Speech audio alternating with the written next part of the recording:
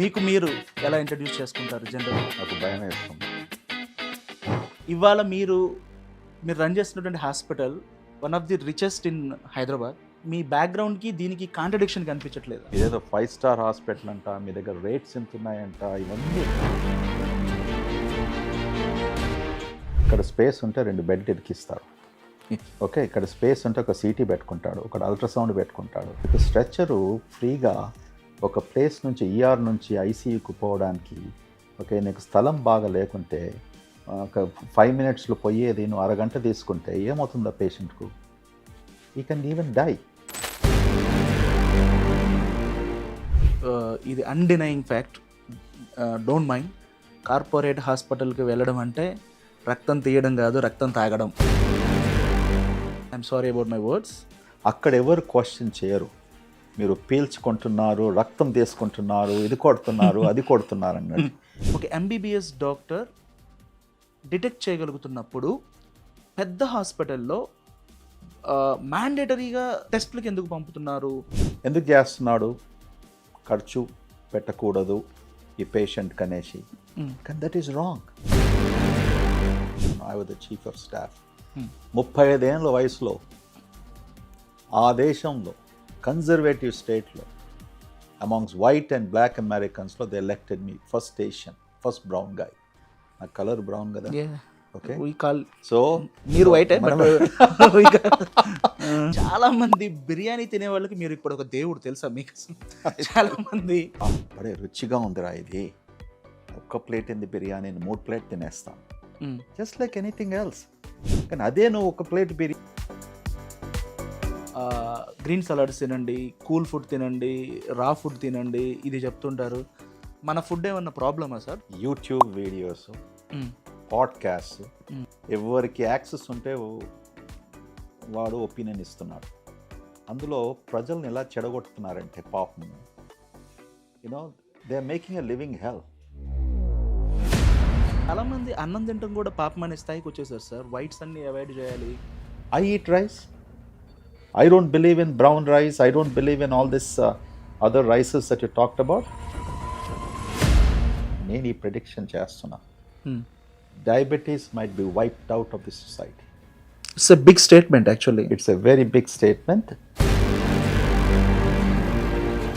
ఎక్కువ మంది స్ట్రెస్ అయ్యేది పొట్ట అండ్ బట్ట అంటారు. యాక్చువల్గా పొట్టకి సంబంధించి వస్తుంది మెడిసిన్ అని మీరు చెప్తున్నారు. అలాగే జుట్టు మొలడానికి కూడా ఏమైనా మెడిసిన్ వస్తుందా సార్? ఒక 50 ఎకరాలు 100 ఎకరాలు ఉన్నోళ్ళు, లేదా ఒక పెద్ద ఇండస్ట్రియలిస్ట్, లేదా ఒక పెద్ద హాస్పిటల్ ఓనర్ అయితే వాళ్ళ పిల్లలు చదువుకోవాలి పీజీ, అంత స్థాయికి వచ్చేసింది. హర్డ్ సమ్ బిగ్ కాలేజెస్లో 5 crores దాకా ఉంది అనేది. They want to pay. Okay, అదే చెప్తున్నా కదా, డిమాండ్ అండ్ సప్లై. అన్ని క్రోర్స్ పెట్టి చదువుకున్న తర్వాత వాళ్ళు జాబ్ చేయలేరు కదా సార్. వాళ్ళు ultimately they have to establish in hospital, right? First of all అన్ని క్రోర్లు పెట్టిన వాళ్ళు వాళ్ళకి అసలు అవసరం లేదు, జాబ్ వస్తుంది.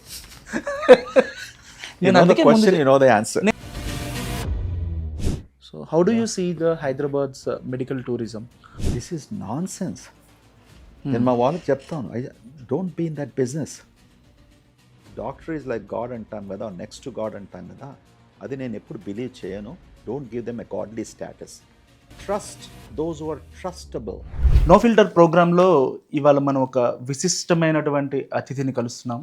He's an outstanding student, a versatile reputed medical professional and a pioneer in medical healthcare and a bold and outspoken human being. All put together, we can call him Guru N. Reddy, Continental Hospitals Chairman. నమస్తే sir. నమస్కారం నాగేష్ గారు. నేను బయట ఉన్న observations, మీకున్న reputation బట్టి introduce చేశాను. మీకు మీరు ఎలా ఇంట్రడ్యూస్ చేసుకుంటారు జనరల్గా? మొదటిసారిగా ఒక ఇంటర్వ్యూలో నాకు భయం వేస్తుంది. మీరు ఇలాంటి ఇంట్రొడక్షన్ ఇచ్చిన you know, but thank you very much. Okay, so my introduction is, first of all, I'm a good human being, I'm a good citizen, and నా ప్రొఫెషన్ గురించి, నా వృత్తి గురించి, you know, my dedication, my patients, utmost important.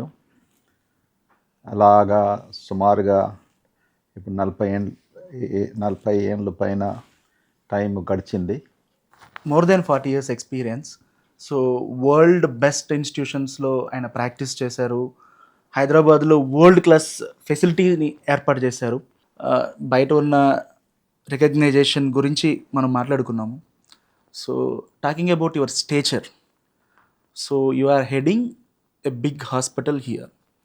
ఒక్కసారి అంటే మీ మీ background తీసుకున్నట్లయితే you are studied in a government university. So you grown up here in Hyderabad, you worked in US. So అంటే ఒక చిన్న స్టేజ్ నుంచి స్టార్ట్ అయ్యి అంటే గవర్నమెంట్ ఇన్స్టిట్యూషన్స్లో చదివి అన్నీ గ్రోన్ అయ్యి ఇవాళ మీరు రన్ చేస్తున్నటువంటి hospital one of the richest in Hyderabad. Celebrities చాలామంది విజిట్ చేసేటువంటి హాస్పిటల్. సో అంటే మీ బ్యాక్గ్రౌండ్కి దీనికి కాంట్రడిక్షన్ కనిపించట్లేదా? మీరు మంచి ప్రశ్న అడిగారు. ఓకే, ఐ థింక్ ప్రజలకు దీని గురించి మనం వివరించి చెప్పాలి. ఒక కరెక్షను, నేను ప్రైవేట్ స్కూల్కు వెళ్ళాను. మా అమ్మ నాన్న లోవర్ మిడిల్ క్లాస్ ఫ్యామిలీకి ఉన్నప్పటికీ కూడా ఆ రోజులలో లిటిల్ ఫ్లవర్ స్కూల్ అనేసి బాగా పేరున్న స్కూలు. సో వాళ్ళకు ఉద్దేశం ఉండే వాళ్ళ పిల్లలను మంచి స్కూల్కు పంపించాలనేసి. So I went to little flower school. So మీరు అన్నట్టు ఉస్మానియా మెడికల్ కాలేజ్లో నేను చేరినప్పటికీ అది గవర్నమెంట్ సంస్థ. ఆ రోజుల్లో మన కంబైన్డ్ ఆంధ్రప్రదేశ్ స్టేట్లో కేవలం 7-8 మెడికల్ కాలేజెస్ ఇవన్నీ కూడా గవర్నమెంట్ ఆధ్వర్యంలో ఉండే. సో నేను జీవితంలో ఏ పని చేసినా okay, I never look in to ఇది నాకు ఒక టైటిల్ కావాలి, నాకు ఒక అవార్డు కావాలి, అది ఆలోచిస్తే ఎప్పుడు కూడా చేయలేదు, ఎప్పుడు కూడా చెయ్యను. కాంటినెంటల్ హాస్పిటల్స్ ఎస్టాబ్లిష్ చేసినప్పటికీ ఇది ఒక పెద్ద 5 స్టారో 7 స్టారో నాకు ఇదంతా తట్టుకొని ముందుకు సాగాను. 2013లో ఓపెన్ చేసినప్పటికీ మీలాంటి జర్నలిస్టే ఏ టీవీ ఇంటర్వ్యూలో సార్ మీదేదో 5 స్టార్ హాస్పిటల్ అంట, మీ దగ్గర రేట్స్ ఎంత ఉన్నాయంట, ఇవన్నీ ఒక 2-3 ఏళ్ళు బాగా ఎన్కౌంటర్ చేశాను. ఈ ప్రాబ్లమ్స్ వరకు చాలా కష్టపడి వాళ్ళకి సమాధానం ఇచ్చాను. The most important point I have done ఎవరు చేయలేదు. ఈ హాస్పిటల్ ఓపెన్ చేసినప్పటికీ ఆరోగ్యశ్రీ తీసుకుంది కేవలం continental hospitals very first year. Okay, Aarogyasri పేషెంట్స్కు మేము సర్వ్ చేసింది ఇంత కొత్త హాస్పిటల్స్లో డిస్క్రిమినేషన్ లేకుండా ఎయిర్ కండిషన్ రూమ్స్ ఇచ్చేసి ప్రైవసీ క్యాబిన్స్ ప్రొవైడ్ చేసి ఓకే అవుట్కమ్స్ మీద ఫోకస్ చేస్తూ ఒక కార్డియక్ సర్జరీకి వచ్చిన పేషెంట్కు గవర్నమెంట్ కేవలం 1,20,000 పే చేసినప్పటికీ అప్పుడు ఎవరికైనా ఆలోచించవచ్చు కదా. చాలామంది అప్పుడు ఏమన్నారంటే వీనికి పిచ్చా, ఏంది వీడు ఆరోగ్యశ్రీ ఇంత పెద్ద హాస్పిటల్లో, అంటే వాళ్ళు అనుకున్నారు బహుశా ఈ పేషెంట్స్ దగ్గర నుంచి డబ్బు తీసుకుంటున్నారనేసి. అది కాదు, I proved my talent there. అది అమెరికా నుంచి వచ్చిన ఎక్స్పీరియన్స్ ద్వారా. ఏమనగా ఆ దేశంలో we know how to manage patients insurance category తక్కువగా గవర్నమెంట్ ఇచ్చినప్పటికీ ఓకే వాళ్ళను ఎలాగా ట్రీట్ చేయాలి ఆ ఉన్న కాంపెన్సేషన్స్లో. That was one of my leadership experiences. So మా గ్రూప్ హ్యూస్టన్లో we were the most preferred HM. And you are almost more than a decade the best doctor in Houston. But 18 years 19 years మాకు awards వచ్చినప్పటికీ. So ఆ ఎక్స్పీరియన్స్తో నేను ఏం చేశానంటే ఈ ఆరోగ్యశ్రీ తీసుకున్నప్పటికీ ఆరోగ్యశ్రీ సంస్థ ఉన్న సిఇఓకు ఒకటే చెప్పాను అప్పుడు కాల్ చేసి, మా హాస్పిటల్ నుంచి ఎలక్ట్రానిక్ మెడికల్ రికార్డ్స్ ఆరోగ్యశ్రీకి పంపించాం. వాళ్ళకి అది అలవాటు లేదు. ఇదేంది ఇంతవరకు మేము అందరూ పేపర్లో రాసి ఇది రాసి. సో సిఇఓ గారికి వెళ్ళేసి ఇప్పుడు మర్చిపోతున్నాను, ఆయన ఈజ్ వండర్ఫుల్ సిఇఓ ఉండే కొని వాళ్ళ స్టాఫ్కి ఇన్స్ట్రక్ట్ చేశాడు. రెండోది అడిగాను, కాంటినెంటల్ నుంచి వచ్చిన రిక్వెస్ట్ ఫర్ అప్రూవల్ 24 అవర్స్లో మాకు ఇవ్వండి. సో అది ఇస్తే ఇప్పుడు పేషెంట్కు సర్జరీ కావాలి, బైపాస్ సర్జరీ కావాలి, వాడు వచ్చి హాస్పిటల్లో లాడ్జింగ్గా 7 days ఉండేసి నువ్వు పర్మిషన్ కొరకు 8వ రోజు వస్తే ఎవరు కట్టాలి ఇది? అందుకొరకే అవకతవకలు జరుగుతాయి. కానీ అప్పుడు ఉన్న CEO అర్థం చేసుకొని ఐ వాజ్ రెస్ట్లెస్. నేను డాక్టర్స్ను ఇక్కడ ఉండి ప్రెషరు, సర్జన్స్ కూడా మీరు ఒక్క నిమిషం ఒక్క దినంలో డిలే చేయకండి. వచ్చినాడు patient, approval tomorrow, surgery happens, 5th day 6th day you should discharge. ఒకటి చెప్తాను, ఆ టైంలో మా సన్ 23 years ఉండేవాడు. హీ వాజ్ వర్కింగ్ ఫర్ మెకిన్జీ యుఎస్లో. మెకెన్జీ కన్సల్టెన్సీ వాటర్ నుంచి గ్రాడ్యుయేట్ అయిన తర్వాత. సో ఈ wanted to come to continental for year. నేను వద్దన్నా. ఆ మెకిన్జీ జాబ్ ఇచ్చిపెట్టేసి ఇక్కడికి వచ్చాడు. వచ్చిన తర్వాత ఈ said I will do some data analysis. So మాకు తెలియదు ఎప్పటికీ, అంటే తెలియదంటే తెలుసు, but how much Aarogyasri is contributing, is it profitable or not? Amazing అండి. This is the truth. మా ఫైనాన్స్ పీపుల్, ఇన్సూరెన్స్ పీపుల్ అందరికీ వాడు ఈ డేటా తీసుకొని అనలైజ్ చేసి, father, your best performance is Aarogyasri. I came for the purpose of creating a good health care institution. ఇది ఎంత పెద్దగా ఉంది, ఎందుకుంది ఇది? Okay, the reason for that, మనం ఈ health care construction of hospitals చాలా నియమాలు ఉంటాయి. ఓకే, అది కాంప్రమైజ్ చేస్తే will end up with lot of problems. So we were one of the greatest examples in India. Hospital ఇలా కట్టినప్పుడు లాట్ ఆఫ్ స్పేస్, అంటే ఓపెన్ వెంటిలేషన్ కోసం మీరు వదిలేశారు చాలా. సో ఇన్ని స్టేర్స్ అంటే ఆల్మోస్ట్ కొన్ని థౌజండ్స్ ఆఫ్ ఎస్ఎఫ్టీ స్పేస్ని మీరు వదిలేసినట్లు కదా. చక్కగా చెప్పారు.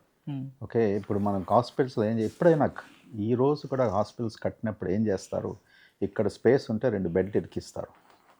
ఓకే, ఇక్కడ స్పేస్ ఉంటే ఒక CT పెట్టుకుంటాడు, ఒక అల్ట్రాసౌండ్ పెట్టుకుంటాడు. ఓకే, నడవడానికి స్థలం ఉండదు, స్ట్రెచ్చర్ పుష్ చేయడానికి they won't be free space. ఏమవుతుందో పేషెంట్లో, నీకు స్ట్రెచ్చరు ఫ్రీగా ఒక ప్లేస్ నుంచి ER నుంచి ICUకు పోవడానికి, ఓకే, నీకు స్థలం బాగా లేకుంటే ఒక 5 minutesలో పోయేది నువ్వు అరగంట తీసుకుంటే ఏమవుతుందో పేషెంట్కు? ఈ can even die. It's inconvenience కదా. దట్టు ఇదేమి ఊరు బయట లేకపోతే దూరంగా చాలా తక్కువ ల్యాండ్ కదా, prime land in Hyderabad. Prime land. నేనంటే ఇది బంగారం డస్ట్ లాగండి. ఇక్కడ పుట్టి పెరిగిన తర్వాత హైయెస్ట్ చార్జ్ ఇన్ గచ్చిబౌలి.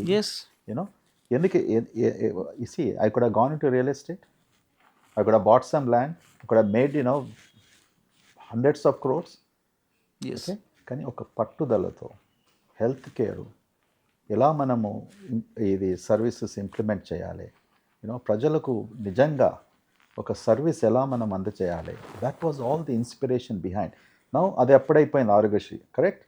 ఇప్పుడు మీరు చూడండి మా economy ward. Okay, we have that economy ward. I will challenge you, సిటీలో ఎక్కడ కూడా లేదు. మా ఎకానమీ వార్డు 1,500 రూపీస్, ఇప్పుడు 1,750 అది చేసినట్టుంది. సో ఇంత తక్కువకు ప్రైవేట్ క్యూబికల్స్తో, పేషెంట్ కొరకు బెడ్ సోఫాతో, same air conditioning, same facility ఇస్తూ నడిపిస్తున్నాం. That will be limited to some people. అంటే మనకి సౌకర్యాలు పెరుగుతున్న కొద్దీ వాటిని యూటిలైజ్ చేసుకునే పబ్లిక్ తక్కువ అవుతారు in terms of charges and premium అవుతాయి. కాబట్టి మీరు ఎలా మేనేజ్ చేస్తున్నారు మరి? ఓకే, సో ఎలా మేనేజ్ చేస్తున్నామంటే, ఫర్ ఎగ్జాంపుల్ సర్వీసెస్ ఎలా ప్రైస్ చేస్తామంటే, ఈ ఎకానమీ వార్డులో ఉన్నప్పటికీ ఇండియాలో ఒక సిస్టమ్ ఉంది. Services are price to your room rate.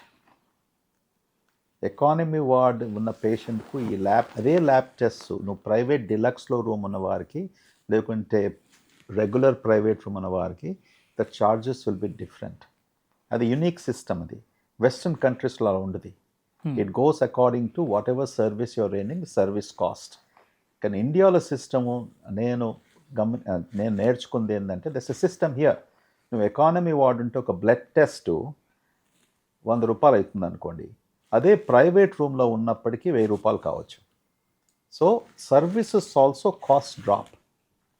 Surgeon fees also cost drops. Okay, everything is pegged to the room rate. That's a very unique thing which is benefiting this patients. హైదరాబాద్లో ఉన్న అన్ని corporate హాస్పిటల్స్లో కూడా చాలామంది ఇక్కడ practice చేస్తున్నారు, కొంతమంది యూఎస్లో ప్రాక్టీస్ చేసి ఇక్కడ స్టార్ట్ చేసిన వాళ్ళు ఉన్నారు. సో అక్కడ చాలా మనీ ఎర్న్ చేసి మళ్ళీ ఎర్న్ చేయడానికే వస్తున్నారు అనేటువంటి ఒక కాన్సెప్ట్, ఒక థింకింగ్ని మీరు ఎలా బర్స్ట్ చేస్తారు? So even though it is not a crime, money earn చేయడం అనేది తప్పు కాదు యాక్చువల్గా. సో మీ ఐడియాలజీ ఏంటి అసలు? యాక్చువల్గా మీరు ఎందుకు వద్దాం అనుకున్నారు? ఓకే, మీరు ఈ స్టేట్మెంట్ చెప్తే ఆశ్చర్యపోతారు. ఫస్ట్ ఆఫ్ ఆల్, అమెరికా నుంచి 99% వరకు ఎవరు రారు. ఓకే, హాస్పిటల్ ఫౌండర్స్ నిజంగా సరిగ్గా హాస్పిటల్ కట్టింది ఫౌండర్గా మేము 2013లో కట్టినప్పుడు ముగ్గురే ఉన్నారు మన దేశంలో. ఒకటి అపోలో హాస్పిటల్ యజమాని Pratap C Reddy garu, man brilliant to contributed to the health care industry. దాని తర్వాత మేధాంత హాస్పిటల్ డాక్టర్ నరేష్ ట్రయాన్. ప్రతాప్ సి రెడ్డి గారు అమెరికాలో 4 ఏళ్ళు ఉన్నాడు, వచ్చేసాడు. నరేష్ ట్రయాన్ గారు 12 ఏళ్ళు ఉన్నాడు, ఢిల్లీకి వచ్చేసాడు, ఎస్కాట్స్ ఇన్స్టిట్యూట్. తర్వాత మేధాంత కట్టారు. గురునాథ్ రెడ్డి గారు 30+ సంవత్సరాలు ఉండేసి తిరిగి వచ్చాడు. నేను వచ్చేటప్పుడు ఒక్క స్నేహితుడు కూడా నేను ఇది చెప్తే ఎవ్వరు కూడా నన్ను ఎంకరేజ్ చేయలేరు. నన్ను పిచ్చోడు అన్నారు. ఇంతమంది ప్రాక్టీస్ బిజినెస్ ఎస్టాబ్లిష్మెంట్ విడిచిపెట్టుకొని యూ విల్ నాట్ సక్సీడ్ రా, యూ విల్ ఫెయిల్ అవుతావు. Whoever went to do a hospital they failed. So అది కూడా నేను స్టడీ చేశాను. ఇంతకుముందు ఎన్నో ఇంటర్వ్యూస్ చెప్పాను. ఏమనగా ఇండియాలో ఏమైనా చేయాలంటే నువ్వు రిమోట్ స్విచ్గా కేవలం ఇన్వెస్ట్మెంట్ చేసి హెల్త్ కేర్ ఇన్స్టిట్యూషన్స్ మనం నడిపేయగలుగుతామనేది wrong notion. So I had to sacrifice, I had to move, be here 24/7, engage my self so that I don't fail. నాకు జీవితంలో failure I don't consider as an option. Failure అవుతాం, we should fail. Failure will help us to become more stronger, but అది ఆప్షన్గా పెట్టుకోకూడదు. So with that determination వచ్చేసి ఇది స్థాపించాను. ఎందుకు వచ్చాను? డబ్బు సంపాదించడానికి కాదు. అక్కడ డబ్బు సంపాదించింది ఇక్కడ పెట్టాను. ఇప్పుడు చెప్తున్నా, షాకింగ్. నేను ఇంకా అమెరికాకు ఎవ్రీ 2 months వెళ్ళి వస్తుంటాను కదా. ఇక్కడ డాక్టర్స్ ఇప్పుడు ఐఎమ్ వెరీ హ్యాపీ. ఓకే, సంతోషం దేని కొరకు, ఇక్కడ ఉన్న సూపర్ స్పెషలిస్టు సుమారుగా 30 నుంచి 50 వరకు ఈ పెద్ద హాస్పిటల్స్లో ఆల్మోస్ట్ అమెరికాలో డాక్టర్స్ ఎంత సంపాదిస్తున్నా అంత సంపాదిస్తున్నారు, which is the truth. Not only అంటే I won't see you as an entrepreneur sir. Before interview, ఈ ఇంటర్వ్యూ రావడానికి ముందు సార్ వచ్చారంటే, సార్ వచ్చారు చాలాసేపు అవుతుంది, రౌండ్స్లో ఉన్నారు అన్నారు. సార్ రౌండ్స్లో కూడా ఉంటున్నారా అనేది. సో మీరు ప్రొఫెషన్ని వదలలేదు. సో ఇంత పెద్ద హాస్పిటల్ రన్ చేస్తున్నా కూడా సో ఆ వర్క్ కల్చర్ అనేది మీకు అలవాటు అయిపోయినట్టుంది. ఇంకా అది మోర్ దెన్ ఎనీథింగ్ ఎల్స్ నా జీవితంలో నేను వెన్ ఐఎమ్ సీయింగ్ పేషెంట్స్, ఆ పేషెంట్ సైడ్ ఉన్నప్పటికీ దానంత ఆనందం నాకు జీవితంలో దేంతో లేదు. I'm not exaggerating this. మా డాక్టర్స్ అందరికి కూడా తెలుసు.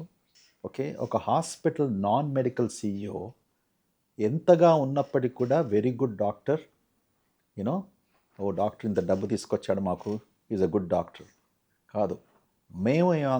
నేను ఎలా ఆలోచిస్తానంటే, డాక్టర్స్ ఎలా ఆలోచిస్తారు, మై గుడ్నెస్, ఈ కేసు ఎలా చేశాడు ఈ డాక్టర్, దిస్ ఈజ్ వండర్ఫుల్.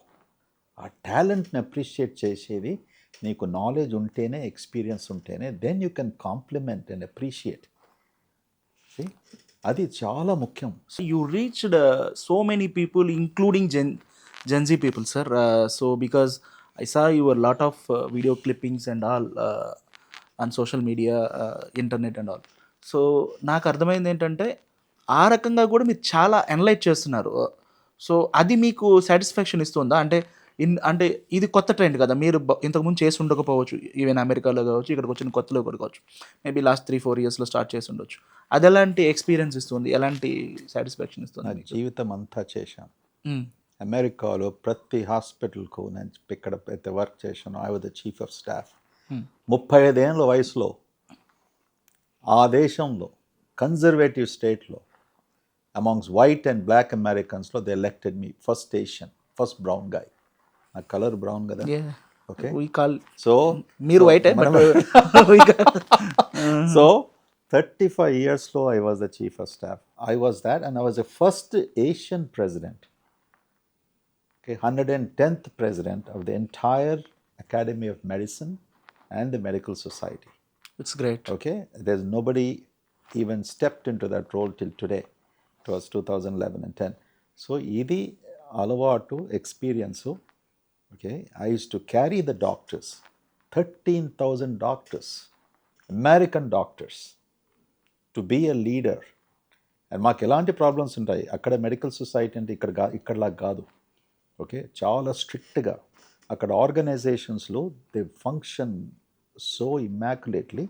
నీకు అది క్వాలిఫికేషన్స్ ఉంటేనే, నువ్వు పని చేస్తేనే, ఆ రికగ్నిషన్ వస్తేనే నేను ఎలెక్ట్ చేస్తారు. ఇది అన్డినయింగ్ ఫ్యాక్ట్. Don't mind. పబ్లిక్లో అంటే నార్మల్ పబ్లిక్లో మిడిల్ క్లాస్, లోయర్ మిడిల్ క్లాస్లో ఉన్నది ఏంటంటే కార్పొరేట్ హాస్పిటల్కి వెళ్ళడం అంటే రక్తం తీయడం కాదు, రక్తం తాగడం. So I'm sorry about my words. దీనిది ఒక హిస్టరీ ఉంది, ప్రతి దానికి ఒక చరిత్ర ఉంటుంది. ఆ చరిత్ర అర్థం చేసుకున్న వాళ్ళు they will be very sympathetic. మనకేమైందంటే health is a demand. Clinics, doctors, it should be available in a country. అది ఎవరి responsibility? Government responsibility. Absolutely. Yeah. Health కేర్లో వెస్టర్న్ కంట్రీస్ ఎలా సక్సీడ్ అయ్యారండి? NHS, UHS. Absolutely correct. అమెరికాలో 50-55% is in private insurance. ఎవరు ఆ private insurance provide చేసేది? Companies. Companies are providing. Government as a policy, నీ కంపెనీలో 15, 20, 25 మందికి ఎక్కువ ఎంప్లాయీస్ పనిచేస్తే మ్యాండేటరీ మీరు ఇన్సూరెన్స్ ఇవ్వాలి. ఇటువంటి రూల్స్ తీసుకొచ్చినప్పటికీ ఏమవుతుంది? నీ జేబులో నుంచి ఖర్చు అవుతలేదు. అక్కడ ఎవరు క్వశ్చన్ చేయరు. మీరు పీల్చుకుంటున్నారు, రక్తం తీసుకుంటున్నారు, ఇది కొడుతున్నారు, అది కొడుతున్నారు అన్నట్టు. మన దేశంలో ఏమవుతుంది? 70% వరకు మన దగ్గర 65,000 హాస్పిటల్స్ ఉన్నాయి. అందులో public hospitals are 25,000. Rest of them are private hospitals. So government హాస్పిటల్స్లో వారికి నమ్మకం లేకపోయినట్టుకి ప్రైవేట్ హాస్పిటల్కి వస్తున్నారు. ఓకే, సో ప్రైవేట్ హాస్పిటల్ వచ్చినప్పటికీ అది ఎవరు తెచ్చిపెట్టాలండి? గవర్నమెంట్ డబ్బు ఇస్తుందా? కాదు. ఓకే, ఇది చారిటీగా, ఇదేదో ఒక చారిటబుల్ హాస్పిటల్స్ ప్రైవేట్లో కూడా ఉన్నాయి. ఓకే, చారిటబుల్ హాస్పిటల్స్ కానప్పటికీ, కార్పొరేట్ హాస్పిటల్ పోయినప్పటికీ ఖర్చు అవుతుంది కదా. ఇప్పుడు మీరు ఒక టైర్ 2 సిటీ లేకపోతే ఒక మామూలు ఒక క్లినిక్కి వెళ్తే ఒక doctor, even he is not even PG, ఒక ఎంబీబీఎస్ డాక్టర్ డిటెక్ట్ చేయగలుగుతున్నప్పుడు పెద్ద హాస్పిటల్లో మ్యాండేటరీగా టెస్ట్లకి ఎందుకు పంపుతున్నారు అంటే, సో ఆ కాస్ట్ అంతా కూడా, హాస్పిటల్ కాస్ట్ అంతా కూడా దాంట్లోకి వస్తుంది. మీలాంటి వారు అందుకొరకు నేను చెప్తాను జర్నలిస్ట్కు. Okay, you need to change and dispel this. ఇది తప్పు అభిప్రాయము. ఆ ఎంబీబీఎస్ డాక్టర్ Tier 1 దిస్సింగ్లో ప్రతిరోజు మేము చూస్తుంటాం. ఇప్పుడు ఆయన కేపబిలిటీ ఏంది? ఒక పేషెంటు, ఒక let us give an example. ఒక పేషెంటు దగ్గుతో, జ్వరంతో వెళ్ళాడు. వానికి 2 వారాల నుంచి ఆ సిమ్టమ్స్ ఉన్నాయి. ఓకే, ఎంబీబీఎస్ డాక్టర్ ఎంతవరకు చేయగలుగుతాడు? మొదటగా ఏం చేస్తాడు? యాంటీబయాటిక్ రాస్తాడు. తప్పు. ఓకే, టెస్ట్ చేయకుండా ఎందుకు చేస్తున్నాడు? ఖర్చు పెట్టకూడదు ఈ పేషెంట్ కనేసి. కానీ దట్ ఈస్ రాంగ్. ఓకే, ఇలాంటి మనం అబ్యూస్ చేసే antibiotics, India has become number 1 country in the world.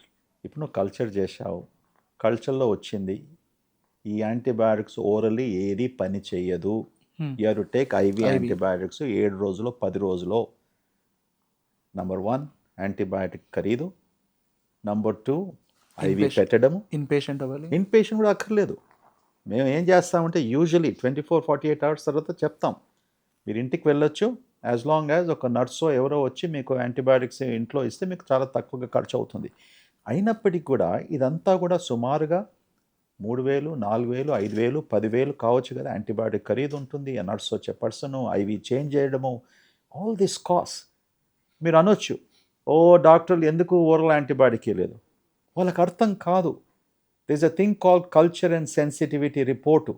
దాని ప్రకారం ఎవిడెన్స్ బేస్ ప్రకారం ఒకవేళ తప్పు యాంటీబయాటిక్స్ ఇచ్చిండు, సరైన యాంటీబయాటిక్ మరి ఎవ్రీ 2-3 వీక్స్కి వస్తూనే ఉంటాడు ఆ పేషెంట్.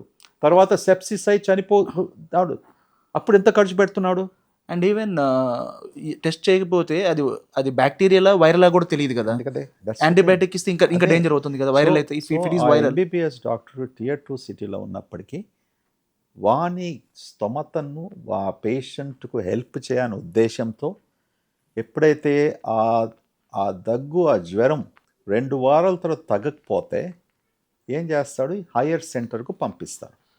ఇప్పుడు హయ్యర్ సెంటర్కు కాంటినెంటల్కి వచ్చాడు అనుకోండి, ఇప్పుడు మేము అదే స్టైల్లో ట్రీట్ చేసి ఏమీ చేయకుండా ఇంకో యాంటీబయాటిక్స్ ఇచ్చేసి పంపిస్తే what is the use of medicine? ఇక్కడికి వచ్చినప్పుడు ఏం చేస్తాము, లంగ్ స్పెషలిస్ట్కు చూపిస్తాం, చెస్ట్ ఎక్స్రే చేస్తారు. చెస్ట్ ఎక్స్రే ఏదో షాడో కనబడుతుంది, నెక్స్ట్ సిటీ చేయాలి. బికాజ్ ఇది పేషెంట్స్కు ఇది ఒక ఏటిపికల్ నిమోనియానా, ఇది వైరల్ నిమోనియానా, బ్యాక్టీరియల్ నిమోనియానా, లంగ్ క్యాన్సరా, టీబీయా? టీబీ కూడా కావచ్చు. ఒక టైం నేను మెడికల్ స్కూల్లో ఉన్నప్పుడు టీబీ కొరకు కల్చర్స్కి పంపిస్తే 3 నెలలు, లిటరల్లీ 3 నెలల వరకు తెలియదు కల్చర్స్. ఇప్పుడు టీబీ టెస్టు 6 గంటల్లో మీకు రిజల్ట్ వస్తుంది స్ఫుటంతో. అది టీబీ పీసీఆర్ అంటాం. వాళ్ళు దాని ఖరీదు 10,000, 12,000, 13,000. హాస్పిటల్స్ తీసుకుంటలేదు నాగేష్ గారు. ఆ రియేజెంట్ కాస్ట్ అలా ఉంటుంది. మెడిసిన్ ఎంత అడ్వాన్స్ అయిందంటే ఈ అడ్వాన్స్మెంట్స్కు ప్రజలకు ఉపయోగపడుతుంది. So this is the clarification. అంటే ఎక్కువ మందికి ఉన్న కన్సెప్షన్ ఏంటంటే కార్పొరేట్ హాస్పిటల్స్లో టెస్ట్లు ఎందుకు చేస్తారు అనే దాని మీద, సో ఈవెన్ ఇంక్లూడింగ్ మీ నార్మల్గా చాలామందికి ఉండొచ్చు. బట్ కొన్ని హాస్పిటల్స్ చేసి ఉండొచ్చు. బట్ డాక్టర్ గారు ఇచ్చిన క్లారిఫికేషన్ ఏంటంటే అన్ని సందర్భాల్లో అది కరెక్ట్ కాదు, అది పేషెంట్కి హాని చేయొచ్చు అనేది కూడా ఒక క్లారిఫికేషన్. హెల్త్ కేర్లో ట్రస్ట్ ఉండాలి. ఒక డాక్టర్ దగ్గరికి వెళ్ళినప్పుడు, ఒక ఇన్స్టిట్యూషన్కి వెళ్ళినప్పుడు ట్రస్ట్ లేకుండా పోయినప్పుడు ఇవన్నీ సందేహాలు పుడుతూ ఉంటాయి. ఇన్స్టిట్యూషన్ ఒక మంచి డాక్టర్ దగ్గరికి పోయినప్పుడు మీరు సరెండర్ చేసుకోవాలి. ఇలా భగవంతుని ముందు surrender. Doctor is like god అంటాం కదా, నెక్స్ట్ గాడ్ అంటాం కదా, అది నేను ఎప్పుడు బిలీవ్ చేయను. Don't give them a godly status. But literally ఒక టెంపుల్కి వెళ్ళినప్పుడు, ఒక నమాజ్ చదువుతున్నప్పుడు, ఒక చర్చ్కి వెళ్ళినప్పుడు what are you doing? Your surrendering to some superior power. So I want that culture in the public to come. Trust those who are trustable. ఎలాగో మీరు దేవుడి గురించి మాట్లాడారు కాబట్టి, చాలామంది బిర్యానీ తినే వాళ్ళకి మీరు ఇప్పుడు ఒక దేవుడు తెలుసా మీకు? అసలు చాలామంది ఇంతవరకు ఏంటంటే అంటే బాగా ఆయిల్ కన్జంప్షను, లేకపోతే ఇర్రెగ్యులర్ ఫుడ్, బిర్యానీ అనేది హెల్దీ కాదు అనే ఒక కన్సెప్షన్ని, అదొక బోల్డ్ అనే మీమ్స్ వచ్చాయి. మీ క్లిప్ని పెట్టేసి డాక్టర్, చాలా రిప్యూటెడ్ డాక్టర్ చెప్పారు బిర్యానీ తినమని. సో చాలామంది చెప్తున్నాను కదా, దేవుడు స్వామి అంటారు కదా, ఆ టైప్లో మిమ్మల్ని చేసేసారు దేవుడు. సో ఒక చిన్న క్లారిఫికేషన్ రిక్వైర్డ్ హియర్. అంటే మీరు ఆ సందర్భంలో ఏం చెప్పారో తెలియదు అనేది జనరల్గా ఉన్న ఫీలింగ్ ఏంటంటే హెవీ ఫుడ్, మసాలాస్ ఉంటాయి, ఇవన్నీ అడ్వైజబుల్ కాదు అంటారు కదా. So what made you to give that statement actually? ఇంకేదన్నా దానికి ఏమైనా కండిషన్స్ ఉన్నాయా? మీలాంటి జర్నలిస్ట్ ఆ ప్రశ్న అడిగారు. అడిగినప్పటికీ నేను నిజంగా చెప్పాను. ఓకే, ఒకటి చెప్తాను ఉదాహరణకి. What is the best diet in the world? Mediterranean diet అంటాం. ఈ మెడిటేరియన్ డైట్ అన్నప్పుడు ఇక్కడ పుట్టింది ఇది Europe. Correct? Okay, I'm very happy that no. నాకు తెలియదు సార్, నేను జాగ్రఫీని బేస్ చేసుకొని చెప్పాను అంతే. మెడిటేరియన్స్ అక్కడ ఉంది కాబట్టి. So Mediterranean diet is the best thing for one of the best diets అని మనం అందరం చాలామందికి నాలెడ్జ్ ఉన్న వారికి తెలిసిన విషయం. ఆ మెడిటేరియన్ డైట్లో ఏముంది? మీట్ ఉంది, వెజిటబుల్స్ ఉన్నాయి, నట్స్ ఉన్నాయి, and which is very healthy because there is no oil, you're not frying. ఇప్పుడు ఒరిజినలీ నిజామీ బిర్యానీ స్టడీ చేసుకున్నప్పుడు దట్ వాజ్ ది ఇంగ్రీడియంట్స్. ఇప్పుడు దాన్ని తీసేసి మనం ఒక చిన్న గల్లీలో ఉన్న రెస్టారెంట్, ఇక్కడ ఉన్న రెస్టారెంట్, ఈ ఆయిల్ పడితే ఆయిల్ వాడేసి there is no quality control for lot of things in our country. అది చేసినప్పటికీ బడే రుచిగా ఉందిరా ఇది, ఒక్క ప్లేట్ ఇంది బిర్యానీని 3 ప్లేట్ తినేస్తాం. Just like anything else, biryani is a very well balanced. You have everything in there. You have the right amount of masalas, a little oil, proper meat, and some rice. And if you actually look at the real original thing, saffron ani, okay, nuts అందులో బాదాం nuts ఇవన్నీ వేసేటివి. All of these things కలిపినప్పటికీ it's so good. Every one of them has a nutritional value, and it is also filling. కానీ అదే నువ్వు ఒక plate biryani పోయి 4 తినేసి, వాడు ఎవరో ఇంత ఆయిల్ గుంబరిచ్చేసి అందులో ఇంత ఆయిల్ వేసేసి అది టేస్టీగా చేయాలని మీకు ఇచ్చినప్పటికీ, then what will happen? It's not a good way to do it. Why biryani only? ఏదైనా తీసుకోండి. జనరల్గా డాక్టర్ దగ్గరికి వెళ్తే గ్రీన్ సలాడ్స్ తినండి, కూల్ ఫుడ్ తినండి, రా ఫుడ్ తినండి, ఇది చెప్తుంటారు. మన ఫుడ్ ఏమన్నా ప్రాబ్లమా సార్? అంటే మీరు చిన్నప్పటి నుండి తిన్నవి పబ్లిక్ తింటున్న ప్రాబ్లమా ఏమన్నా? అయితే ఇప్పుడు మన దేశంలో YouTube videos, podcast, interviews, okay, access to this thing ఇది చాలా ఎక్కువైపోయాయి. ఎవరికి యాక్సెస్ ఉంటే వాడు ఒపీనియన్ ఇస్తున్నాడు. అందులో ప్రజల్ని ఎలా చెడగొడుతున్నారంటే పాపము, they are making a living hell. The joy of living is gone away. ఎలా తింటారండి? అస్తమానం నట్స్ తినండి, దిస్ థింగ్ తినండి, plants, all the rest is bad. It's a wrong concept. అండర్స్టాండింగ్లో wrong concept. What we're trying to tell is a balanced food. Incorporate vegetables and fruit. 5 servings of fruit అని American diabetic association ఎప్పుడో చెప్పింది, అది తక్కువ చేశారు. 5 servings is not possible if you are a diabetic and all of these things. So balanced food అన్నప్పటికీ you can eat your meat, you can eat your chicken, you can eat your lamb, you can eat your eggs, you can eat your fish. Chicken తీసుకొచ్చేసి okay ఒక 200-300 ml oil వేసేసి దాన్ని బాగా మంచిగా fry చేసేసి కూర్మా చేసేసి, okay, and if you eat then what's going to happen? Oil is the biggest culprit. Calories ఎక్కువ అవుతుంటాయి, వెయిట్ మీద ప్రాబ్లం ఉంటుంది. So what we are trying to say is that nutritious food, but we are not punishing anybody.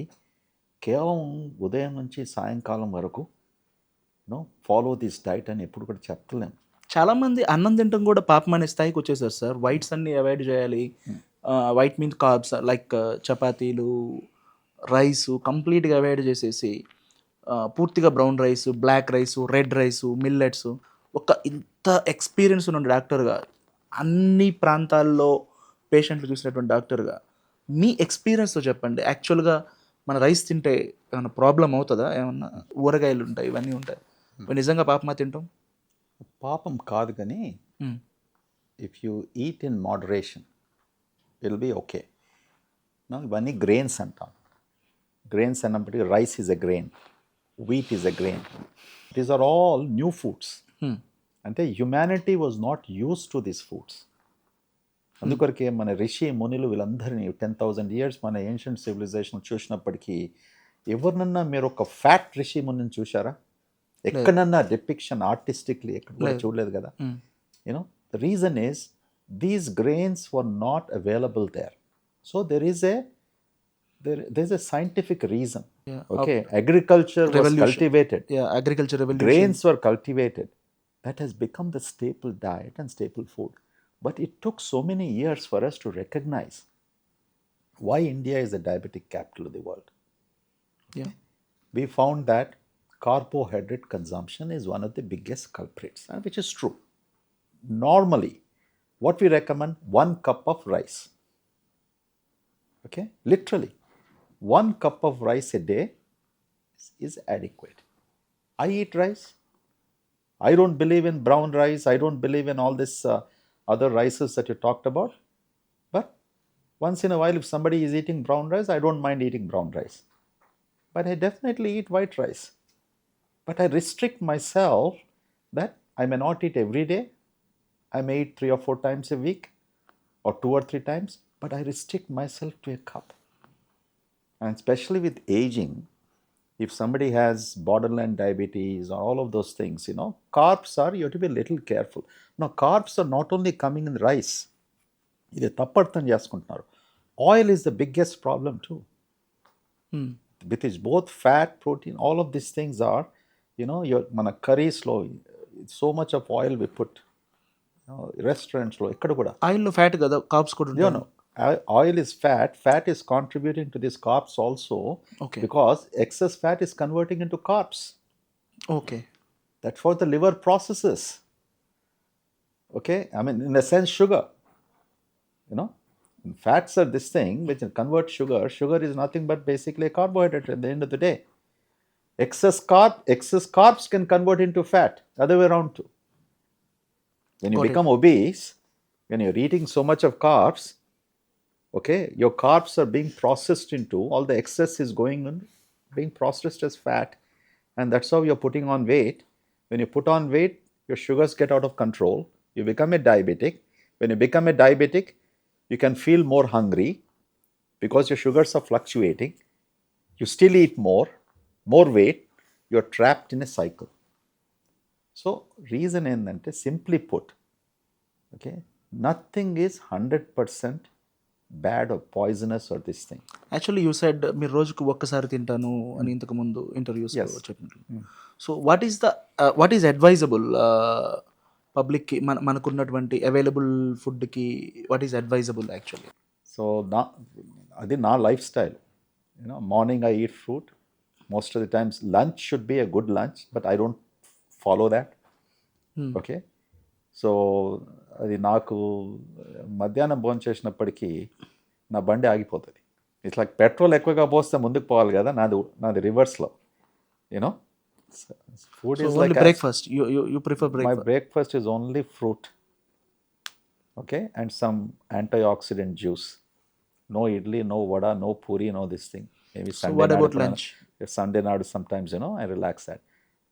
Lunch, 25 out of 30 days or 28 days, I don't. ఇదే lunch meetings అవుతాయి కదా, 1:30 to 30 conferences ఉన్నప్పుడు table మీద అందరికీ ఒక రోజు ఏదో వడా పీస్ ఉంటుంది, ఒక రోజు శాండ్విచ్ ఉంటుంది. ఉంటే నాకు ఆకలిగా ఉంటే అప్పుడు ఏం చేసుకుంటాను, లేకుంటే have my coconut water which is my lunch.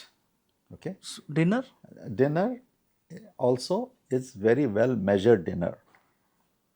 ఈ మధ్యలో I keep changing also. I eat vegetables to fill me up. So that నా హంగర్ కొద్దిగా తగ్గిస్తుంది. మళ్ళీ ఇంత రైస్ తినడానికి స్థలం ఉండదు. So I eat good round of vegetables, carrots, cucumbers, beetroot, which is very good. I enjoy it. Okay. మనం మోరంగడ్డ అంటాం కదా, it's very good. So simple, boil it and eat it with little, so it fills you up. So when it fills you up, then నువ్వు చపాతీ తిన్నా, rice తిన్నా కూడా నీకు అంత ఆకలి ఎక్కువగా ఉండదు. ఈ రీసెంట్గా నేచర్ మ్యాగజైన్ ఒక స్టడీ చేసింది. Almost 80% of Hyderabad IT employees having MAFLD, metabolic something associated with fatty liver disease. ఎందుకు ఈ రేంజ్లో ఉందంటే 50% వాళ్ళు ఒక 350 మెంబర్స్ని చేస్తే ఆల్మోస్ట్ 80% మందికి either obese or they have MAFLD. Fatty liver ఉండొచ్చు, okay, but fatty liver progressing to MAFLD to 80% is not the current statistic. Now the question is, why people are developing the fatty liver ఎందుకు వస్తుంది? And now it is becoming like a pandemic, not only India but throughout the world. Okay, major reason for fatty liver to people to develop. Number one is overweight, obesity,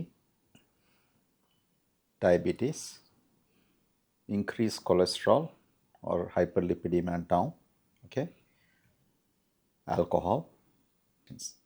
ఇవన్నీ చూస్తే కూడా this is all nutritionally based. Okay, రెండోది obesity unfortunately can have a strong genetic predisposition. Obesity చాలా మటుకు is a consequence of almost 1000 chemicals, hormones. సన్నగా ఉన్న వారికి కూడా when the BMI is even 22-23, BMI తక్కువగా ఉన్నప్పటికీ కూడా 20% శాతం వరకు కూడా ఫ్యాటీ లివర్ రావచ్చు. So just being thin or lean, you cannot escape from fatty liver, not all of them. So 20%, I gave you the statistic.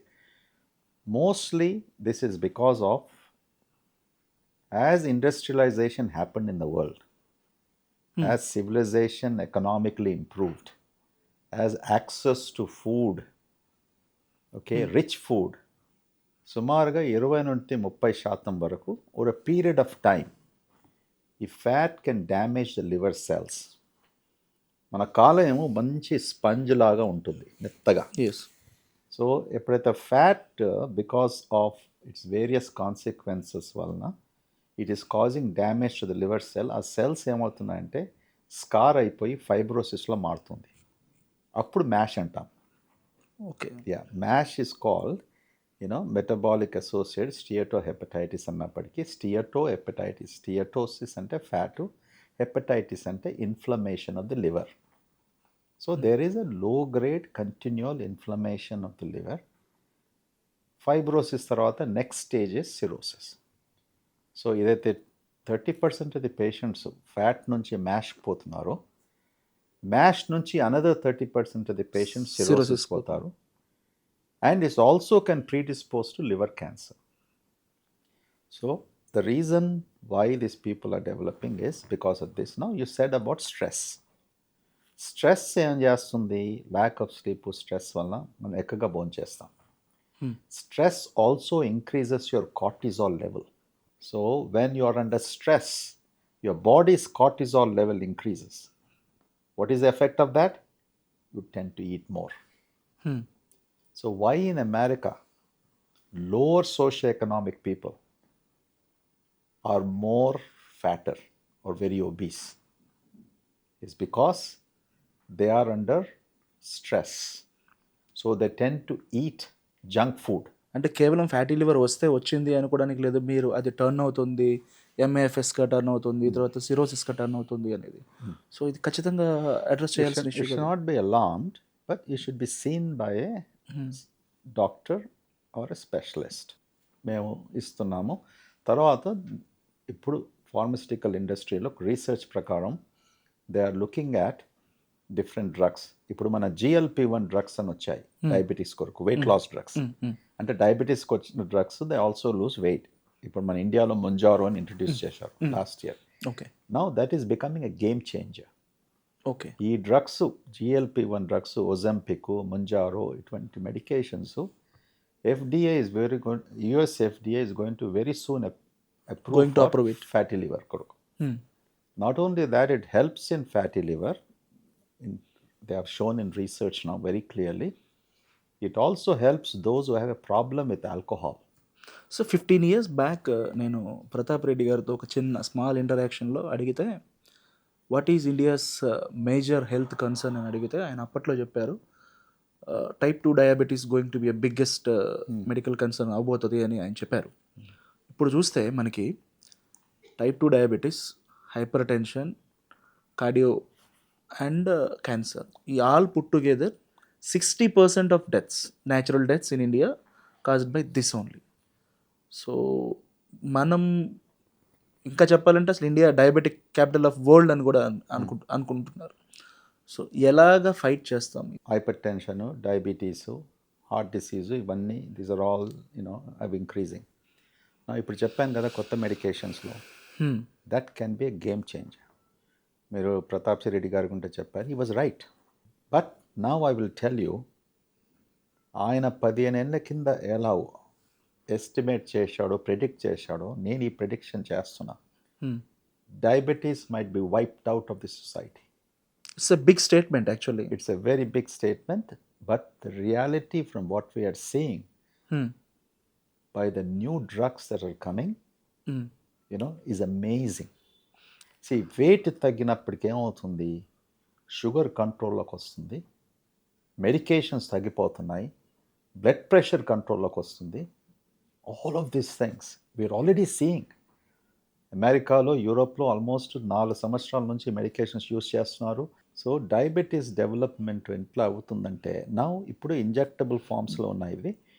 కొత్త డ్రగ్ ఇప్పుడు ఇలాయ్ లిల్లీ ఆల్మోస్ట్ phase 3 ట్రయల్స్లో ఉంది. ఓకే, ఇది బ్రహ్మాండమైన మెడికేషన్. అట్లీస్ట్ వాళ్ళు పబ్లిష్ చేసిన క్లినికల్ ట్రయల్స్ రిజల్ట్స్ ప్రకారం a single drug will be 2 to 3 times more effective than these current medications. So it is for weight loss or it is for for sugar? Both. Okay. All these drugs their effects have been shown. That's the reason why they have been recommended for weight loss. FDA has approved for pure weight loss also. Okay. Not just diabetes alone. Okay. Okay. Is it to manage the diabetes or weight loss? It's a cure. No, the cure, that's a good question you asked. Will diabetes be cured? Okay, obviously, in the sense, if you can control the sugars, of course, cure is something when you take a medication, then you don't have to take.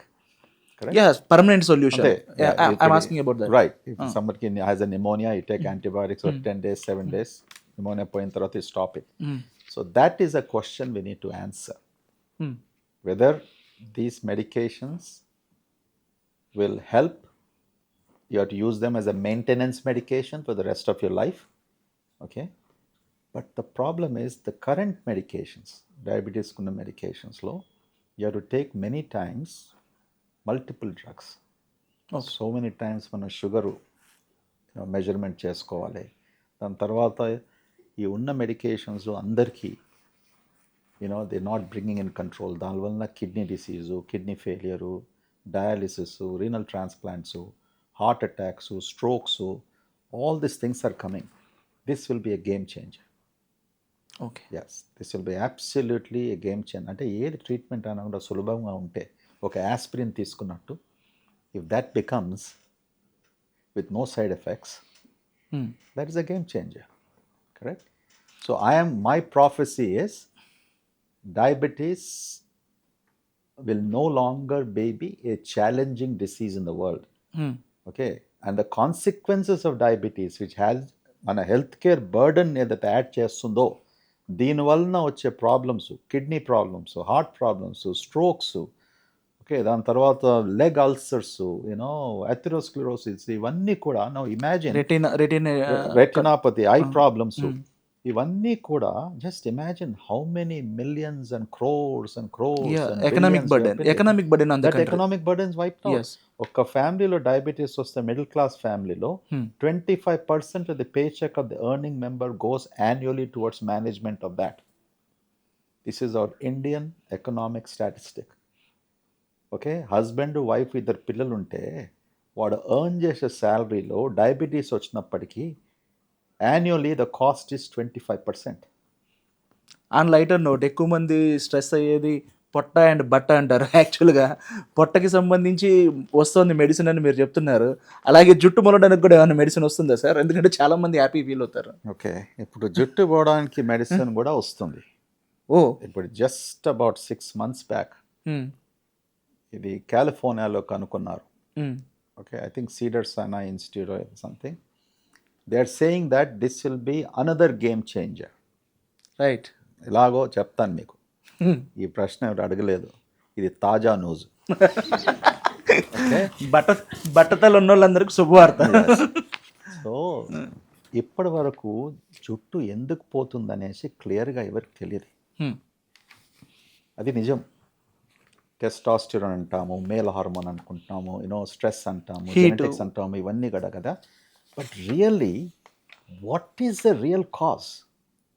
That they have found now. They have found what is the real cause that affects the hair roots. So this is a study they have done in rats, in rabbits. Now they're extending this. They believe they have finally identified this particular chemical, which they're calling it as lactic acid. And once as they figured this out, when they developed the medication, దాని కొరకు చెప్తున్నారు, this will be a solution the world has never seen. అంతవరకు oils అన్ని రుద్దుకోండి, చెప్పిన hair grafting చేసుకోండి, okay, what ever you need to do you do it. But this is also hopefully in another 2 or 3 years, if this becomes a reality, it's going to be changing. చాలా మంది ప్రశాంతంగా నిద్రపోతారు sir ఇది తెలిసిన తర్వాత. ఈ turn of the సెంచరీలో 2000 years start అయినప్పుడు ప్రెడిక్షన్ అంతా ఏముండే ప్రపంచంలో రీసెర్చర్స్ సైంటిస్టు, ఈరోజు పుట్టిన పిల్లలు 150 ఇయర్స్ వరకు కూడా ది లైఫ్ స్పాన్ మేము ప్రెడిక్ట్ చేస్తున్నాం. Correct, people are being born now.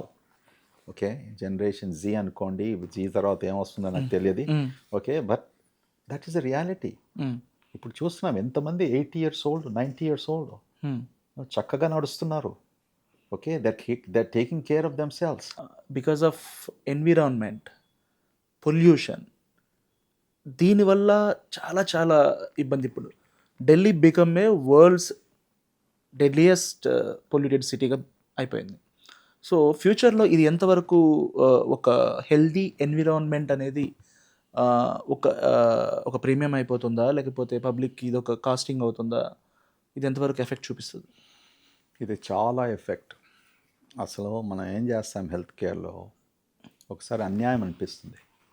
Okay, problems create చేసినప్పటికీ ఆ క్రియేట్ చేసిన ప్రాబ్లమ్స్ అది ఎవరు అడ్రస్ చేస్తలేరు. డాక్టర్ మీద వీడు మంచి ట్రీట్మెంట్ ఇవ్వలేదు, ఇది లేదు, అది లేదు, హాస్పిటల్స్ అన్నీ ఎగురుతుంటారు. ఈరోజు వరల్డ్ స్ట్రోక్ డేలో ఈ కాన్ఫరెన్స్లో మా హాస్పిటల్లో చెప్పినప్పటికీ pollution is one of the biggest causes of strokes in India. Not in America, not in Europe. Air pollution. Okay, air pollution is one of the top causes of heart attacks. Air pollution is one of the top causes of asthma. Asthma, bronchitis, I can understand. Right. How it is related to heart attacks? Absolutely, it's become the number one cause of air pollution. See, pollutants low. There's carbon monoxide, for example, car exhaust ఉన్నాయి. Carbon monoxide, if you took smoking, okay, which is the biggest chemical. So ఈ pollutants-లో all this chemicals which are there, the effect on the human body is a consequential damage. So మన environment, see, we are the worst people in our country where మనం environment-కు we don't pay attention. ఇప్పుడేమంటున్నారు, 10 నుంచి 15 సంవత్సరాల వరకు microplastics this thing అంటే, ఇప్పుడేమంటున్నారు plastics are not that bad, your glass containers are bad. How? The glass containers, whatever that is melts in, the chemical that comes in, okay, that is adding on to the pollution too. So it's very interesting phenomena. As science discovers more and more, we understand. But really, last 2 years nunchi, plastic is not that bad. Why are we banning so much of plastic? This is a question that we are, they are raising. Medical education చాలా మందికి ఒక impression ఏమొచ్చిందంటే, సరే ఎట్లో గట్ల MBBS వరకు వెళ్ళగలుగుతాం, కానీ పీజీకి వెళ్ళాలి అంటే ఆల్మోస్ట్ ఎవరో గ్రామాల్లో ఉండే ఒక పెద్ద మోతుబర్ రైతో, ఒక 50 ఎకరాలు 100 ఎకరాలు ఉన్నోళ్ళు, లేదా ఒక పెద్ద ఇండస్ట్రియలిస్టు, లేదా ఒక పెద్ద హాస్పిటల్ ఓనర్ అయితే వాళ్ళ పిల్లలు చదువుకోవాలి పీజీ. అంత స్థాయికి వచ్చేసింది. ఐ హర్డ్ కొన్ని పీజీ సీట్లు ఆల్మోస్ట్ కొన్ని crores, not a single crore, కొన్ని క్రోర్స్ అవుతుంది అనేది వచ్చింది. ముందు ఒక ప్రైవేట్ కాలేజెస్లో ఏముందంటే 100% సీట్స్ డొనేషన్ సీట్స్ అంటాం, అంటే ఫండెడ్ సీట్స్ మీరు పే చేయాలి. But government has done one good thing few years ago. 70 to 80% of the seats మెరిట్లో ఇవ్వాలి. Only 10 to 15% what they call as institutional founders reservation. So literally today only that many seats are మీరు చెప్పినట్టు ఈ crores అంటే సీట్లు తగ్గడం వల్ల rate పెరిగిపోయింది అనొచ్చు. సీట్ తగ్గలేదు, సీట్స్ పెంచుతూ పోయారు. నో వాళ్ళ లిమిటేషన్, వాళ్ళ షేర్ తగ్గడం. సీటు తగ్గడం వల్ల అది పెరిగిపోయింది. ఎందుకంటే ultimately they have to run this, it's a business. మా తలకాయ కొట్టేశారు మీరు. ఓకే, 70% మీరు తీసుకున్నారు, ఎలా నడిపిస్తాము? మాకు ఓన్లీ ఛాన్స్ 20-30% వాళ్ళు వీళ్ళు పే చేయకుంటే కూడా ఎలా ఇస్తాం? అది కూడా చాలా ప్రాఫిట్గా ఉంది. ఆ 20-30% చూసి how to do that, they to jack up the price. I heard some big కాలేజెస్లో 5 crores దాకా ఉంది అనేది అంటే వింటే. సర్టన్ స్పెషాలిటీస్కు. ఓకే, అది కరెక్టే మీరు అన్నది. 5 నాకు తెలియదు, నేను ఆ జోలికి పోను. And so I'm least interested. ఆ బిజినెస్లో నేను లేను. ఎందుకంటే జస్ట్ డైగ్రేస్, నన్ను ఎంతోమంది మెడికల్ కాలేజ్ పెట్టమన్నారు. బాబు, నా మెడికల్ కాలేజ్ పెడితే నా రెప్యుటేషన్ వీడు బిజినెస్ చేస్తున్నారు అంటాడు. ఓకే, ఎంతమంది చేసినా కూడా okay, they will tell that this guys are doing a business. I don't want to go. చాలా మంది వాళ్ళకున్న కాలేజెస్ మాకు ఇస్తున్నారు. I don't go there. So question is radiology, dermatology, okay, ఇటువంటి స్పెషాలిటీస్కు they want to pay. Okay, అదే చెప్తున్నా కదా, డిమాండ్ అండ్ సప్లై. ఇప్పుడు 10 మంది you know the Maruti, they want to out the country. అన్ని క్రోర్స్ పెట్టి చదువుకున్న తర్వాత వాళ్ళు జాబ్ చేయలేరు కదా సార్. వాళ్ళు ultimately they have to establish in hospital, right? First of all అన్ని క్రోర్లు పెట్టిన వాళ్ళు వాళ్ళకి అసలు అవసరం లేదు, జాబ్ అవసరం లేదు. నేను అందుకే ముందు చెప్పాను, యాక్చువల్గా ఒక 100 ఎకరాలు ఉన్న రైతు నా కొడుకు సూపర్ స్పెషాలిటీ చేశాడు, లేదా ఒక బిగ్ ఇండస్ట్రియలిస్ట్ నా కొడుకు ఒక సూపర్ స్పెషాలిటీ చేశారు. మేబీ అలా చదువుకున్న వాళ్ళు టాప్ డాక్టర్స్ ఉన్నారు, ఐ అగ్రీ దట్. ఎందుకంటే చదువుకున్న తర్వాత బెటర్గా ఎక్సెల్ అయ్యి ఉండొచ్చు. బట్ ఇది ఏమైందంటే చదువు అనేది ఒక ప్రైడ్ అయిపోయింది, ఒక స్టేటస్ సింబల్ అయిపోయింది. చదువు అనేది ఎసెన్షియల్ కదా, అది ఒక స్టేటస్ సింబల్గా మారిపోయింది అనేది నా కన్సర్న్ అనమాట. అది అంత డబ్బు పెట్టి చదువుకున్న తర్వాత the sad story is that, you know, I hope I'm not being critical, but I will tell you, ఈ లాట్ ఆఫ్ దిస్ కాలేజెస్లో they don't have the facilities. ఏం ఫెసిలిటీస్? బిల్డింగ్స్ బాగానే ఉండొచ్చు, ఓకే, ట్రైనింగ్ ఫెసిలిటీస్, ఫ్యాకల్టీ లేదు. ఎవరు కావాలి? Faculty ఉన్నప్పటికీ కూడా కొంత పేషెంట్స్ ఎక్కడి నుంచి, where are they getting the patients? Faculty ఎక్కడుంది? ఇప్పుడు సర్జికల్ స్పెషాలిటీస్లో నువ్వు క్రియేట్ చేసినప్పటికీ, with neuro surgery, orthopaedic surgery, ఇవన్నీ కూడా క్లినికల్ మెటీరియల్ లేనప్పటికీ, ఓకే, ఇవాళ రేపు రోబాటిక్ అంటున్నాము, లాప్రోస్కోపిక్ అంటున్నాము, ఆల్ దిస్ థింగ్స్. నేను ఇప్పుడు రిజిస్ట్రార్స్ నేను ఇంటర్వ్యూ చేసినప్పుడు మన హాస్పిటల్లో పనిచేస్తామంటారు 3 years back, you know, I'll be shocked. You know, మీరు 3 yearsలో ఎన్ని లాప్రోస్కోపిక్ సర్జరీస్ చేసినట్టు ఒకడు 3 అంటాడు, ఒకడు 2 అంటాడు. Just imagine. So how do you see the Hyderabad's medical tourism? Like ఇప్పటికే దాదాపుగా నేను కూడా బయట చూస్తుంటా, ఎక్కువగా ఆఫ్రికన్ కంట్రీస్ నుంచి వస్తున్న పేషెంట్స్ కనిపిస్తుంటారు. ఆఫ్ఘనిస్తాన్, పాకిస్తాన్, బంగ్లాదేశ్ ఇలా వస్తూ ఉంటారు. స్టాటిస్టిక్స్ చెప్తున్నాయి ఏంటంటే దాదాపు 1.5 lakh పేషెంట్స్ వస్తున్నారు ఎవ్రీ ఇయర్ ఫ్రమ్ అబ్రాడ్ అనేది. So future Hyderabad medical industry ఎలా ఉండబోతుంది, ఎలా ఎవాల్వ్ అవ్వబోతుంది? ఓకే, సో మనం మెడికల్ టూరిజంలో వీఆర్ ది టాప్ అనుకుంటాం. కాదు హైదరాబాద్ కాదు, ఇండియా కూడా. ఇప్పుడు ఏమవుతుందంటే ఈ ఆఫ్రికన్ కంట్రీస్లో కూడా, ఫర్ ఎగ్జాంపుల్ నైజీరియా, కెనియా, ఇటువంటి కంట్రీస్లో కూడా వాళ్ళు they are advancing, they are building hospitals, they are getting doctors trained. So మెల్లమెల్లగా అది తగ్గుతూ వస్తుంది. Okay, for example Saudi Arabia patients చాలా మటుకు ఇండియాకి రారు. They are always use to go to Canada and all of these things. వస్తే very low income వాళ్ళు వచ్చే వాళ్ళు ఉంటారు. ఇప్పుడు Dubai, all this middle eastern countries వాళ్ళే మెడికల్ టూరిజం నేషన్స్ అయిపోయారు. సో మెడికల్ టూరిజం నా దృష్టిలో it will be very competitive because other countries are getting in to this. మన ఇండియాలో arbitrage of providing at low cost services may not be the real truth. So అందుకరికి the problem with Hyderabad is that, మనకు ఇది ఇంతకుముందు ఎన్నోసార్లు చెప్పినట్టు, నేను ఇంతకుముందు వైట్ పేపర్ కూడా రాశాను, మినిస్టర్స్తో కూడా చెప్పాను, airline connectivity is important.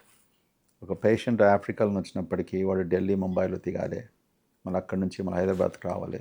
Competition ఎంత ఇంటెన్స్గా ఉందంటే ఈ ఏజెన్సీసు, ఈ ఫారెన్ ట్రావెల్ ఇదంతా కూడా ఒక బిజినెస్లో తయారైపోయింది అన్నట్టు. ఈ పేషెంట్స్ ఢిల్లీలో దిగినప్పటికీ అక్కడనే స్టాప్ చేసుకుంటారు. ఎంతోమంది చెప్తారు ఢిల్లీ ఎయిర్పోర్ట్ చుట్టూ ఏజెంట్స్ ఎంతమంది ఉంటారంటే వానికి ఒక హాస్పిటల్కి హైదరాబాద్కి వచ్చే పర్మిషన్ ఉన్నప్పటికీ కూడా అక్కడ నుంచి అక్కడ డైవర్ట్ చేసుకుంటారు. బయట టాక్సీ వాళ్ళు పిలిచినట్టు పిలవడం అన్నమాట. That's what is happening. So airline connectivity is if we can increase the direct access of connectivity, it help. Everybody is competing. అందులో who is benefiting? Probably our locals are paying more money than these international tourists. వాళ్ళకు ఒకటి తెలిసిపోయింది, ఇది కాంటినెంటల్గా ఉంటుండే ఈ హాస్పిటల్గా ఉంటే ఈ hospital, okay వీడు 20% డిస్కౌంట్ వాడు 30 అంటే వాడు 40. This is non sense. నేను మా వాళ్ళకి చెప్తాను, don't be in that business. వాళ్ళు మన కన్సల్టేషన్ తీసుకుంటున్నారు, బ్రహ్మాండంగా చేసిన కన్సల్టేషన్ ఇక్కడ తీసుకుపోయి వేరే దగ్గర బేరం చేసుకుంటున్నారు. వాళ్ళకి అర్థం కాదు ఇది. ఎందుకంటే వాళ్ళ చుట్టూ ఏజెంట్స్ ఉన్నారు వాళ్ళ కంట్రీ నుంచే. వానికి ఈ అన్ని హాస్పిటల్స్ కమిషన్స్ వస్తున్నాయి. ఈజ్ టేకింగ్ వేర్ ఈ గెట్స్ ద మోర్. ఇన్నోసెంట్ పీపుల్కి ఏం తెలుస్తుంది? So we are competing against each other because there is no national public policy. That's the problem. Policy wise ఇంకా ఏమేం చేంజెస్ అంటే ఏమేమి ఎదుర్కొంటున్నాయి? Not only medical tourism. Regulate your fee structure. నేను first for international patients.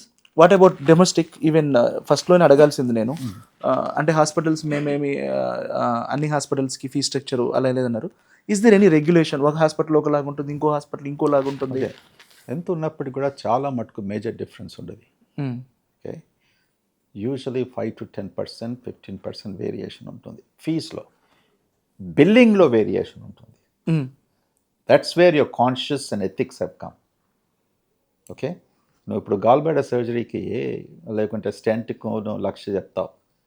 చెప్పినప్పటికీ మన దగ్గరికి వెళ్ళి నువ్వు 2.5-3 లక్షలు తీసుకుంటున్నావు. Okay, so that is ethics. చాలా మటుకు ప్రైజెస్ మా ప్రైజెస్ అని అడిగితే we're ±5 to 10% compared to all the other 5 or 6 major hospitals. We have to be to stay competitive.